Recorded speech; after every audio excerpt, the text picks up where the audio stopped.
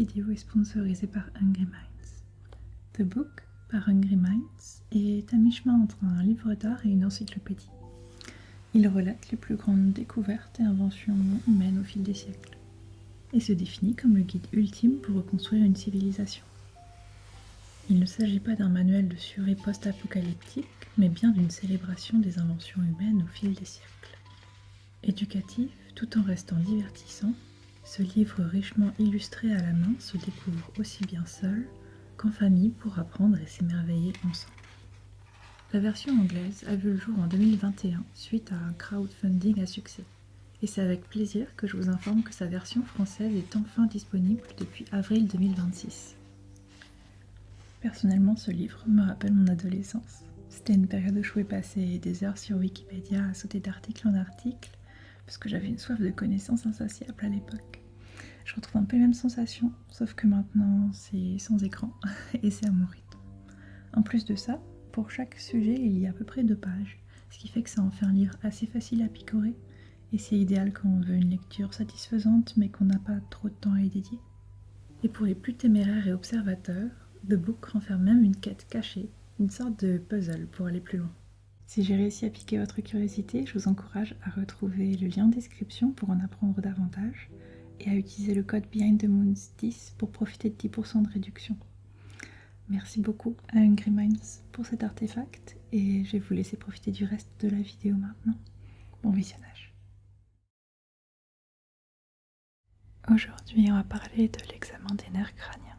D'accord, je vais t'expliquer qu'est-ce qu'un nerf crânien, pourquoi on est amené à faire cet examen parfois, et je vais te le faire passer pour que tu comprennes pas à pas quel est le but de chaque exercice et à quel nerf crânien il est associé. D'accord ? Ça veut dire que je vais prendre mon temps, que je vais t'expliquer pas à pas pourquoi on fait les choses, et j'espère qu'à la fin tu auras appris quelques petites choses. Voilà, sur cet examen. Pour commencer, je vais regarder mes notes. D'accord, pour te donner un petit peu d'informations sur les nerfs crâniens en général. Bon, déjà, les nerfs crâniens font partie du système nerveux périphérique. Ils véhiculent les informations entre l'encéphale et les autres parties du corps, principalement la tête et le cou. D'accord. Ils permettent des fonctions physiologiques adaptées et on peut être amené à les examiner lorsqu'il y a une suspicion de troubles neurologiques. Ça peut être typiquement après un choc violent, une perte de connaissance, ce genre de choses. Okay. Voilà, ils font de pair. En fait, pour chaque nerf crânien, ils sont numérotés de 1 à 12, mais à chaque fois on parle d'une paire de nerfs crâniens. Donc si j'en parle au singulier, c'est une approximation de ma part, mais à chaque fois, ils font par paire. Voilà. Parce qu'ils desserrent les 2 côtés du corps, côté gauche et côté droit. Ça aussi c'est intéressant quand on fait un examen, un exercice. Lors de l'examen des nerfs crâniens, si on a un souci du côté gauche ou droit, on peut savoir quel nerf a un souci. D'accord. Et comme je l'ai dit, ils sont numérotés à partir du côté antérieur de la tête, jusqu'à l'arrière de la tête. Ils sont tous associés à une fonction soit motrice, soit sensitive, soit les deux. Ça veut dire qu'il y a des nerfs purement sensitifs, ça veut dire qu'il y aura le premier nerf qui sera le nerf olfactif, comme tu peux le voir ici. Le nerf olfactif, comme tu l'auras peut-être deviné, son but c'est de faire circuler les informations de ce que tu sens vers ton cerveau, d'accord, pour que l'information soit traitée. Pareil, le nerf optique, qui est le second nerf crânien, c'est aussi un nerf sensitif, ça veut dire qu'il va faire passer l'information de ta rétine jusqu'à ton cerveau pour que l'information soit analysée et que tu puisses comprendre ce que tu observes, tout simplement. Mais à l'inverse, il y a des nerfs plus moteurs qui, on va dire, vont être liés à des petits muscles. Voilà. Il y a typiquement 3 nerfs qui sont liés aux muscles autour des yeux pour te permettre de bouger les yeux de gauche à droite, de bas en haut et en latéral. Ces 3 nerfs-là, leur fonction va être motrice. Le but, ça va être de faire bouger quelque chose. Voilà. Ça peut être des mouvements conscients ou inconscients. Voilà. Donc, pour revenir à joli schéma. Donc on voit tous les nerfs crâniens que l'on va pouvoir tester. On a le nerf olfactif, le numéro 1, nerf optique, nerf oculomoteur, c'est un des 3 nerfs qui va te permettre de bouger les yeux. D'accord. On a le trochléaire, ok. Nerf trochléaire, nerf trijumeau, nerf abducens, nerf facial, nerf auditif ici, nerf glossopharyngien, nerf vague, nerf accessoire et enfin nerf hypoglosse. J'espère que j'en ai pas oublié. Voilà. Encore une fois, comme tu peux le comprendre, chaque nerf, voilà, ils sont par paire et on voit le côté gauche et le côté droit. À chaque fois, le côté gauche et le côté droit pour chaque nerf, ok. Ici, on voit que le départ du nerf crânien de l'encéphale. On ne voit pas l'intégralité du nerf. Voilà. Donc, si on veut commencer tout simplement un examen des nerfs crâniens, c'est rigolo, mais on le fait rarement dans l'ordre, en commençant par le nerf olfactif, parce que tout simplement le nerf olfactif, c'est rarement le plus grave, j'ai envie de dire entre guillemets, ou en tout cas, les gens ne vont pas forcément se plaindre d'une perte d'odorat autant qu'ils vont se plaindre d'un changement de goût des aliments. Ça, c'est aussi très intéressant parce qu'en fait, on se rend peut-être pas compte, mais quand on mange, on sent la nourriture autant qu'on la goûte. Et donc, si on perd l'odorat ou si l'odorat change, même si notre langue capte les mêmes sensations, globalement, les mêmes goûts, on aura l'impression, au global, une fois que tout est analysé, l'odorat et le goût, qu'il y a quelque chose de différent. Donc, c'est assez intéressant, mais c'est rarement le nerf crânien, la paire de nerfs qu'on va tester en premier. Mais nous, on va essayer de le faire dans l'ordre, donc on va commencer par ça. Alors, pour ce faire, tout simplement, tu l'auras peut-être deviné, on va sentir quelque chose. Voilà. Donc, j'ai dans cette petite fiole, je vais pas te dire quoi, quelque chose qui sent. Voilà, que je sens très très bien. Et l'exercice qu'on va faire, typiquement, c'est bouger une des 2 narines, ok, gauche et droite, et faire sentir à la personne le contenu, tout simplement pour voir si la personne arrive à sentir l'odeur en question. D'accord. Donc on va commencer par ça. Alors, j'arrive. Si tu veux, c'est un peu personnel, je vais te laisser bouger une des 2 narines, gauche ou droite. De toute façon, on va faire les deux, donc on peut commencer par ça. Voilà, j'arrive. Hop. Et maintenant, tu vas sentir, prendre une grande inspiration et me dire ce que tu en penses. Ouais. Voilà, très bien. Est-ce que c'est assez évident pour toi? Ok, excellent. Est-ce que tu peux faire pareil de l'autre côté, boucher l'autre narine? Et on va voir si l'odeur est la même ou différente. Ok.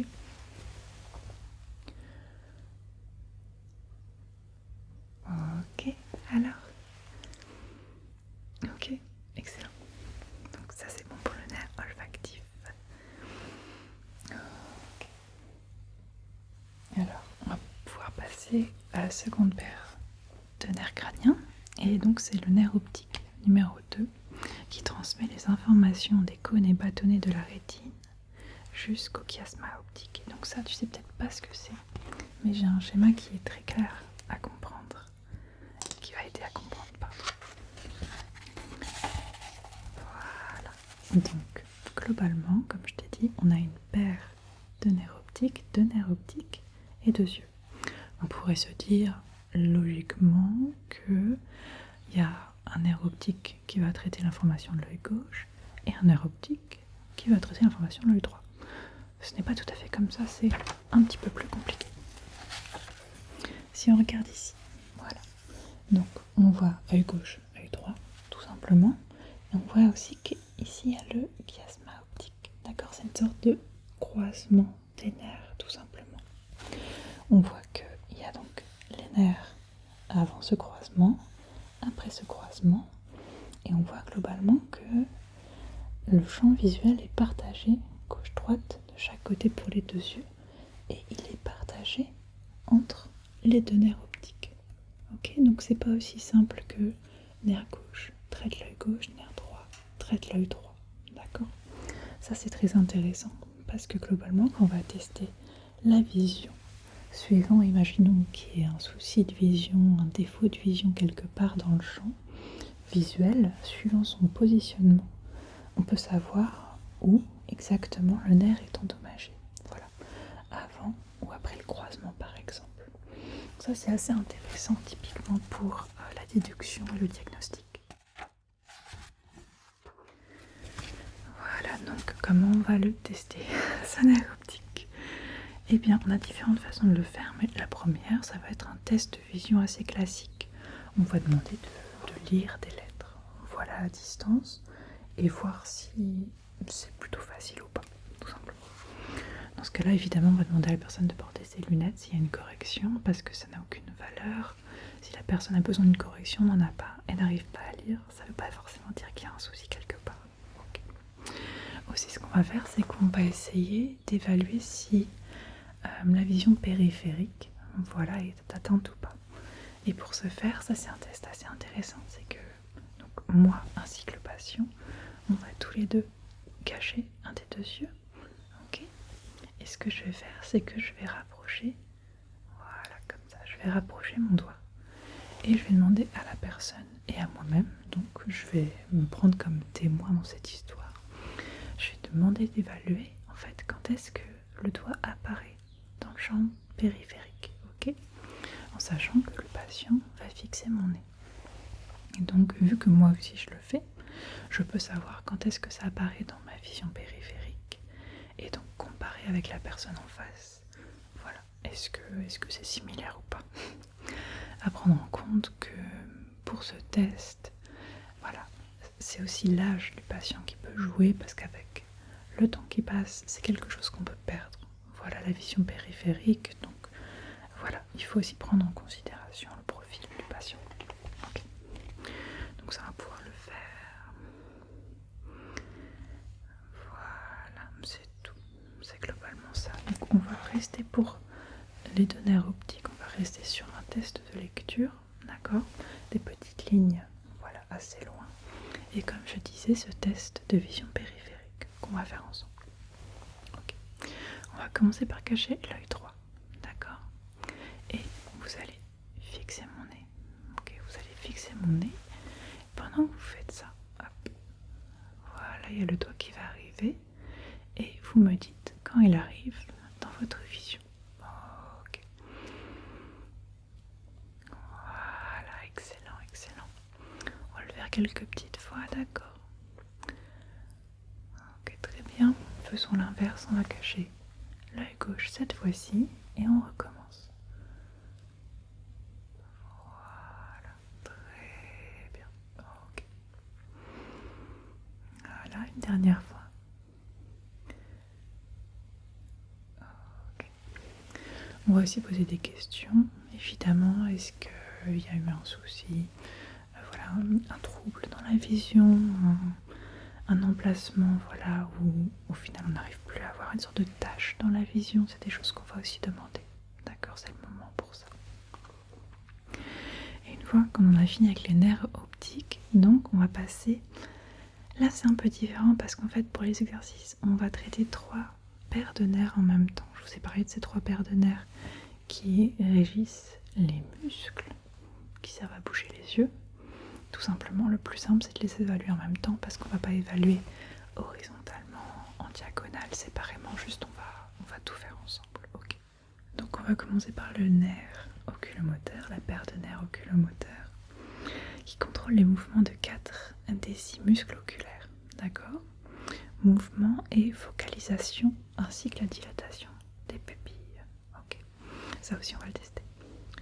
On aura aussi les nerfs trochléaires, nerf numéro 4, qui contrôle le muscle oblique supérieur de l'œil, qui donc va régir les mouvements par le bas, intérieur-extérieur.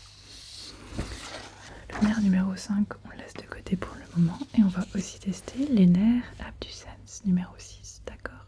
Et ça, c'est le muscle droit latéral de l'œil qui permet le mouvement horizontal. Okay. Tout simplement. Donc évidemment, comme vous pouvez s'en douter, le premier test, ça va être de contrôler que ces muscles, donc pour bouger les yeux, fonctionnent. Déjà, il y a des choses qu'on peut voir assez rapidement avec le patient qui arrive. Typiquement, s'il y a un œil qui n'est pas dans la même direction que l'autre, c'est quelque chose qu'on peut voir assez vite. Voilà. Et on le voit aussi, c'est assez intéressant, on le voit aussi à comment la personne tient sa tête. Parce que si les yeux ne regardent pas dans une même direction, ou si un œil a un souci avec ça, le patient peut avoir une vision double. Voilà, c'est désagréable, ça fait mal à la tête, et c'est quelque chose que la personne, naturellement, va vouloir compenser. Comment elle va faire pour le compenser? Souvent, elle va pencher la tête. Voilà, elle va essayer de regarder dans la direction de l'œil qui ne bouge pas trop, tout simplement. Donc souvent, elle va arriver avec un positionnement qui laisse penser qu'il y a peut-être un souci sur ces nerfs-là. Voilà. Mais dans le doute, comment on va faire pour vérifier ça chez quelqu'un? On va donc commencer par tenir le menton, bloquer en quelque sorte la tête. Puis on va demander à la personne de suivre un doigt qui va bouger, donc de gauche à droite. Si on a dit que c'était quoi? C'était la paire de nerfs crâniens numéro 6 qui gère ce mouvement-là horizontal. Évidemment, on va juste varier les mouvements. On va monter, descendre aussi. Voilà, pas de souci. Très bien, on continue. On fixe le doigt, très bien. On va faire des diagonales. Voilà, on fait des diagonales. Ok, très bien. En sachant que souvent ce qu'on recommande, c'est plutôt de faire un H. Voilà. Moi, j'aime bien mettre des diagonales dedans, mais ce n'est pas forcément ce qu'on apprend. Voilà. On vérifie juste que le mouvement s'effectue sans souci. Voilà, avec les deux yeux. Encore un tout petit peu. Voilà, excellent. Ça, c'était parfait. Qu'est-ce qu'on va faire de plus? Donc, le nerf, la paire de nerfs oculomoteur va aussi gérer la dilatation des pupilles. Ok? Mais avant ça, qu'est-ce que j'ai oublié? Je reviens. Pour le H, souvent ce qu'on va finir, on va finir par rapprocher le doigt. Voilà. Espérer que le patient fasse une belle mise au point. C'est pas forcément gagné. Voilà. J'ai réussi. Et donc voilà, le point doit être fait. Le patient doit fixer le doigt qui se rapproche du nez. Voilà, 5-8 cm. Voilà, ça c'est pour s'assurer que le patient sait faire le point. Et voilà, rien de plus compliqué. Et une fois que ça c'est fait, effectivement, on va enfin vérifier les pupilles. Pour ce faire, alors si je me trompe pas, on va cacher un œil aussi. Voilà. On va cacher un œil, hop, et on va faire venir une petite lumière sur l'œil qui n'est pas caché. Voilà, comme ça. Et le but c'est de vérifier que la pupille réagit bien. Voilà, comme on espère. Voilà, tout en cachant l'œil, toujours on cache l'œil, on cache l'œil, on cache l'œil. Voilà, donc ça c'est un premier test. Mais ce qui est aussi très intéressant, c'est qu'on va retirer la main et on va vérifier aussi que la seconde pupille qui était elle cachée, elle aussi a varié en taille. Et on fait pareil de l'autre côté après. Voilà, comme ça, très bien. Vérifier que la réaction attendue se passe bien. Voilà, excellent. Encore un tout petit peu. Voilà, très bien. Ok, c'est parfait. Voilà. Donc effectivement, dans cet exercice, on regarde aussi que la seconde pupille, qui n'a pas eu la lumière sur elle, réagisse en cohérence avec celle qui a eu la lumière. Voilà, très bien. Ok, parfait. Donc ça c'est tout bon pour les nerfs. 3, 2, ça c'est fait. 3, 4 et 6, voilà. Oui, une dernière chose, c'est qu'on va aussi rechercher des mouvements involontaires parfois. Après un traumatisme, Bon, déjà, on connaît tous David Bowie.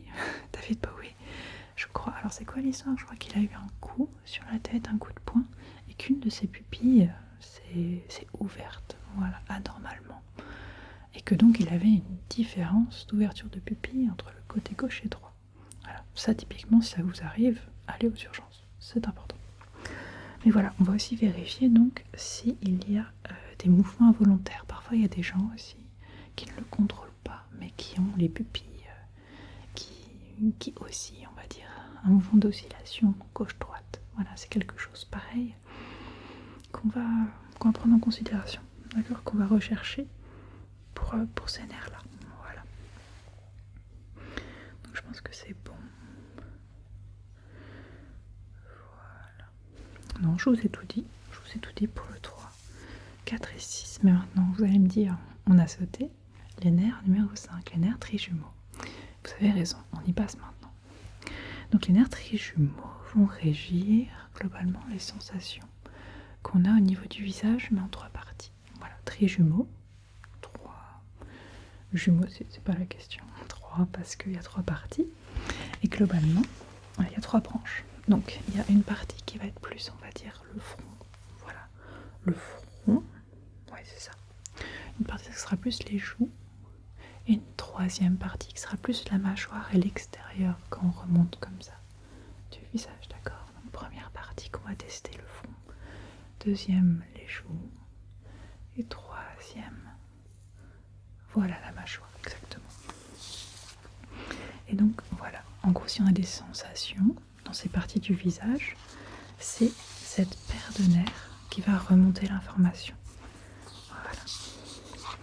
Donc comme je vous le disais, première partie au front, ça va aussi régir les sensations du cuir chevelu et de la paupière supérieure. D'accord. Deuxième partie du visage plus les joues, on a aussi la lèvre supérieure et la cavité nasale. Troisième partie inférieure du visage, oreille, lèvres inférieures, menton. Et voilà. Et il y a aussi les signaux moteurs pour ces régions-là. Voilà. Donc comment on va tester tout ça? Donc ça c'est un test que vous connaissez peut-être déjà. C'est un test où je vais vous demander de fermer les yeux. Ok. Et je vais arriver avec voilà, des petits ustensiles. Bon, ça c'est assez classique. Je vais arriver à quelque chose, on va dire, de plutôt doux. Ça peut être aussi de plutôt ferme, dur. Et ce qu'on peut aussi tester, c'est la chaleur. Voilà, donc là, typiquement, si j'ai un instrument en métal, voilà, on peut supposer effectivement qu'il est un petit peu froid.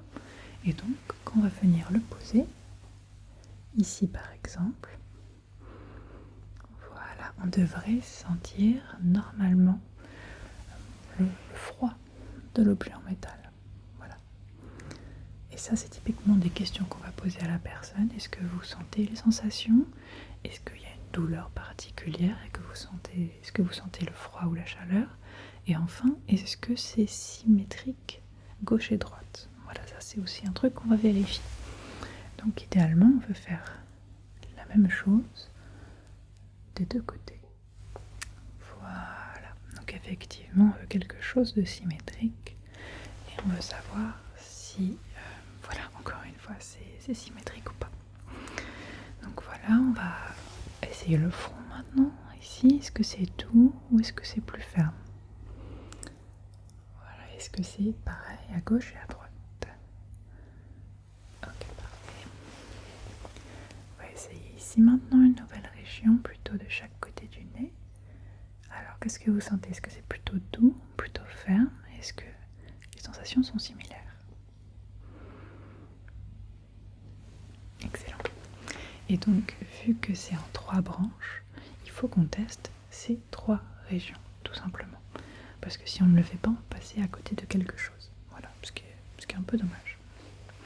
Donc, je vais tester encore une fois le test de température ici. Est-ce que vous sentez quelque chose de chaud ou froid? Est-ce que c'est symétrique? Est-ce que vous sentez la même chose à gauche et à droite? Ok, parfait. Ici aussi.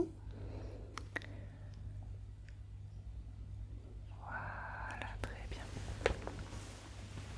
Donc là, c'est typiquement un nerf mixte parce qu'on a donc toutes ces sensations qui remontent au cerveau pour être traitées, mais on a aussi donc les signaux moteurs pour les régions inférieures, d'accord, pour typiquement le menton, la mâchoire. Donc ça, c'est aussi un test qu'on peut faire. Demander à la personne de bouger la mâchoire gauche-droite ou de la serrer.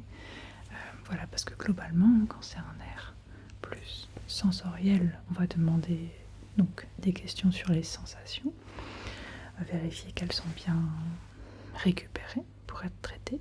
Mais quand c'est plus des nerfs moteurs, là on va demander de bouger les choses, vérifier que effectivement c'est possible et qu'il y a aussi assez de force. Ça c'est un truc qu'on va vérifier. Est-ce que voilà, la force est présente ou est-ce que c'est un petit peu faible? C'est quelque chose qu'on va regarder. Voilà. Donc ça c'était pour les nerfs numéro 5. On va passer au nerf numéro 7 parce qu'on a déjà fait le 6. Le nerf numéro 7, donc on arrive au nerf facial. Ok, c'est le mouvement des muscles faciaux tout simplement. Glande salivaire aussi et lacrymale. Mais je ne vais pas vous demander de pleurer. N'ayez crainte. Voilà. Donc pour ces nerfs-là, on a aussi les informations sensorielles de la langue, c'est-à-dire le goût, mais c'est intéressant, c'est que les 2/3 antérieurs de la langue. Donc ça, suivant où vous sentez voilà, le goût, les récepteurs sur votre langue, c'est pas le même nerf crânien qui va remonter l'information. Ça veut dire qu'il y a un monde où vous avez un souci à une des deux paires de nerfs crâniens qui gèrent la langue, et où vous sentez très bien certains goûts qui sont plus captés en arrière de langue. Par contre, à l'avant, c'est pas forcément le cas. Donc ça pareil, c'est un truc à bien tester quand on fait un test de goût, suivant où on met voilà, la saveur, on peut tester un nerf différent, voilà, une paire de nerfs différentes. Voilà, et il y a aussi, pour ce nerf facial, il y a aussi les sensations tactiles des oreilles externes, voilà, ainsi que la sensation de voile du palais. Donc déjà, une première chose à faire, c'est qu'on va regarder, on va tout simplement observer le patient et voir s'il y a un manque de symétrie au niveau du visage. C'est des choses qui peuvent arriver, parfois on le voit rapidement quand la personne essaie de sourire ou d'exprimer une émotion, même de soulever les sourcils, si c'est quelque chose qui ne se fait pas de façon symétrique. Voilà, peut-être qu'il y a un petit truc à creuser de ce point de vue-là. Voilà. Et puis après, on va faire des demandes, donc type soulever les sourcils. Voilà, on va essayer de soulever les sourcils ensemble, comme ça. Oui, très haut, voilà, très bien. Fermez fort les yeux, fort, comme ça, fermez fort les yeux. Voilà. Froncez le nez, ça je sais pas si tout le monde sait le faire. Je sais pas si je sais le faire. Froncer le nez. Faire un grand sourire. Un grand sourire, quelque chose d'expressif, mais il faut essayer de faire voilà, une expression symétrique, parce que c'est aussi ça qu'on va regarder. Et gonfler les joues. Voilà, c'est un petit bonus, on va essayer de gonfler les joues.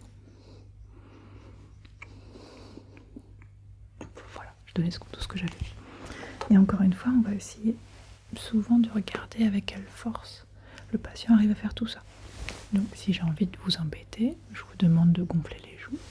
Et moi, j'essaie d'appuyer gentiment sur les joues, voir si j'arrive à vous empêcher de le faire, ou si au contraire vous avez de la force et vous arrivez à maintenir vos joues gonflées.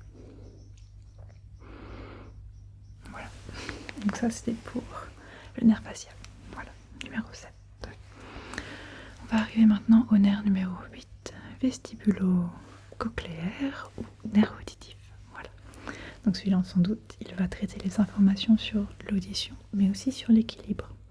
Voilà, ça, on a un peu une notion globale de ce qu'est l'oreille interne. C'est aussi quelque chose qui va régir l'équilibre d'une personne.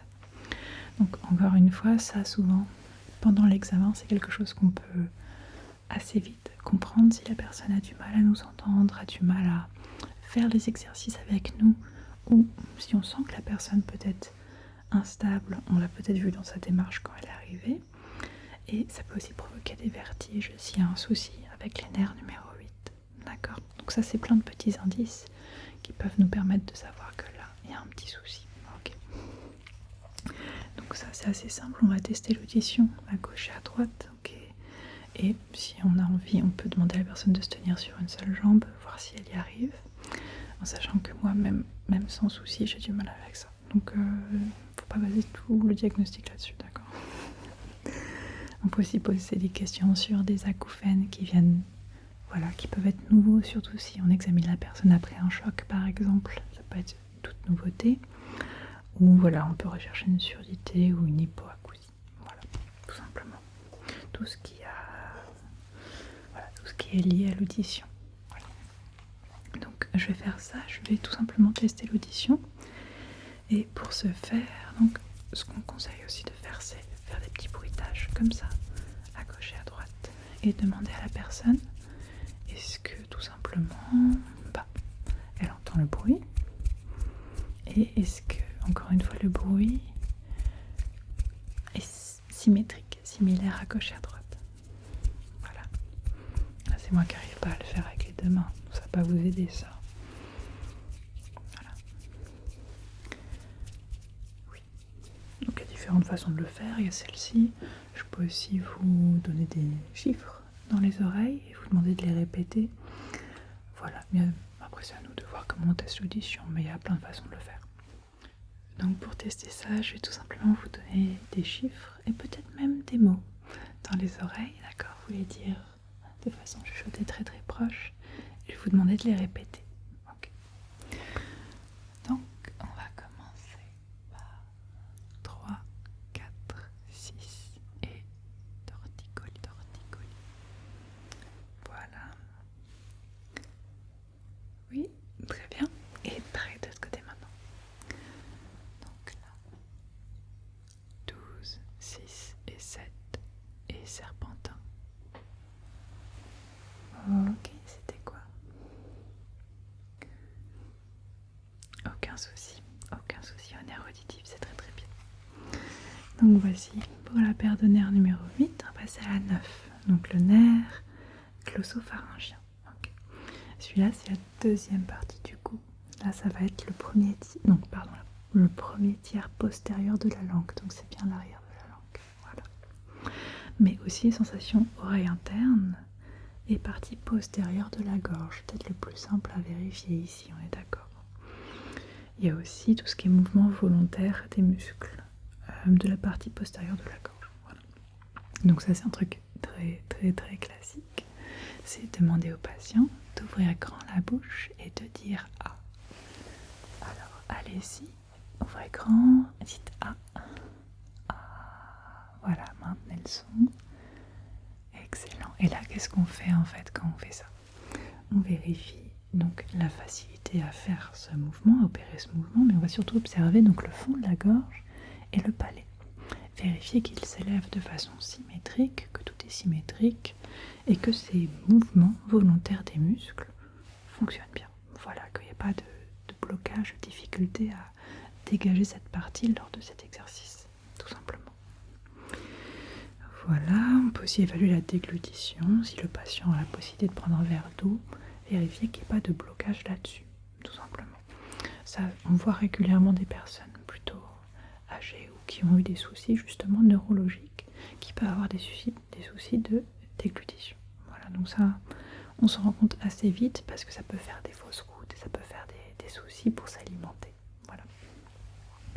Et il faut savoir que ce petit test que je viens de vous faire là de la gorge, en fait, il va permettre de vérifier les nerfs numéro 9, mais aussi les nerfs numéro 10, dit nerf vague. Voilà. Là, le nerf vague, c'est un nerf un peu spécial, c'est le plus long déjà des nerfs crâniens. Et comme je vous l'ai dit, les nerfs crâniens souvent se limitent un peu à la tête et au cou. Celui-ci va bien plus loin. Celui-ci, il est connecté, donc gorge, conduit auditif, tout ça bien sûr, mais il va quand même aller jusqu'au cœur et au tube digestif. Voilà, donc il y a des fonctions assez variées, mais vu qu'il est aussi connecté à la gorge, avec ce test-là, on peut vérifier les deux en même temps, c'est bien plus simple. Voilà. Donc ça en reste que deux paires, donc la paire des nerfs accessoires numéro 11. Là, c'est les mouvements musculaires du cou et des épaules. Voilà, donc rotation, flexion, extension du cou et des épaules. Donc ça, déjà, la première chose à faire, c'est observer la posture de la personne. Est-ce qu'il y a une épaule qui descend? Est-ce que la personne, voilà, essayer de surcompenser quelque chose ou est-ce qu'il y a un manque de symétrie encore une fois. Ça c'est un peu le mot-clé d'aujourd'hui, hein, la symétrie. Donc on va observer les épaules et puis après on va demander à la personne de lever ses épaules. Voilà. Et moi qu'est-ce que je vais faire? Je vais arriver avec mes mains, les poser sur les épaules, essayer de presser. Voilà, essayer de contrer ce mouvement. Encore une fois pour voir avec quelle force la personne arrive à résister à cette pression-là. Voilà, donc on va faire ça. Allez, on soulève les épaules.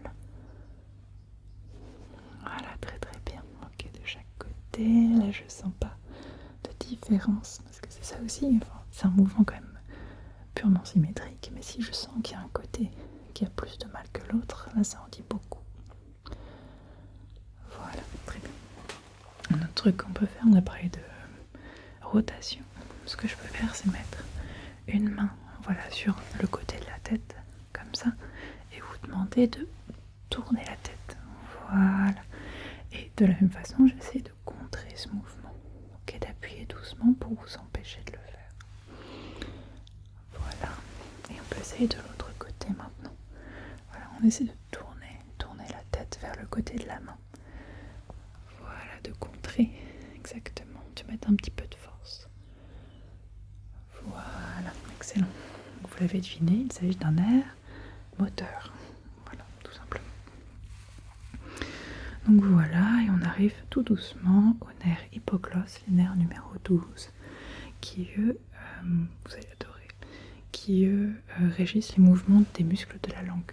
Voilà, donc ce qu'on va demander, c'est que la personne bouge sa langue de gauche à droite, typiquement la sorte, elle tire la langue, oui, et qu'elle bouge la langue de gauche à droite. Et on va observer, voilà, est-ce que ça se fait naturellement, symétriquement, est-ce qu'il y a un souci?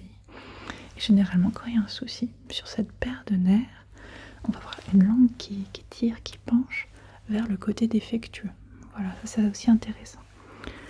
Mais pareil, de toute façon, c'est ça qui est assez intéressant avec ces paires de nerfs, c'est que vu qu'elles sont organisées par paires, on peut assez rapidement déceler quand il y a un souci, parce que la symétrie n'est plus là, la symétrie naturelle.